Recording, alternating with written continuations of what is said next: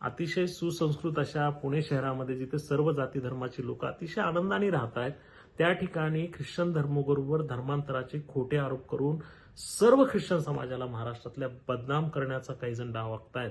आणि यासाठी आम्ही माननीय मुख्यमंत्री साहेबांना अतिशय आर्जव अशी विनंती आणि पत्र अल्फा ओमेगा ख्रिश्चन महासंघाच्या वतीने लिहून कळवलेलं आहे की कृपा करून पुण्यामधल्या सर्व चर्चेसला तुम्ही संरक्षण द्या. त्या ठिकाणी भक्ती चालू असताना पोलिसांचं संरक्षण मिळालं पाहिजे. आणि जे काही खोटे धर्मांतराचे आरोप होतात, कोणत्या विधीला, प्रार्थनेला, चर्चमध्ये जाणाऱ्याला जर तुम्ही धर्मांतरण म्हणत असाल तर किती दुर्दैवी गोष्ट आहे.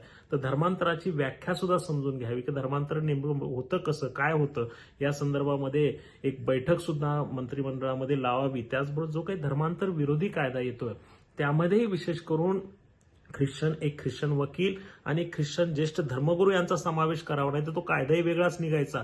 कारण कायद्यामध्ये कोणत्या गोष्टीला धर्मांतरण म्हटलं पाहिजे, बायबल काय सांगतं आणि धर्मांतरण कसं होतं ख्रिश्चन धर्मियामध्ये, ह्याची सुद्धा सखोल माहिती त्या समितीकडे असावी. कारण काही गोष्टी गैरसमजामधून होत आहेत आणि त्याचे खूप मोठे परिणाम या अल्पसंख्याक ख्रिश्चन समाजाला सध्या भोगावे लागत आहेत.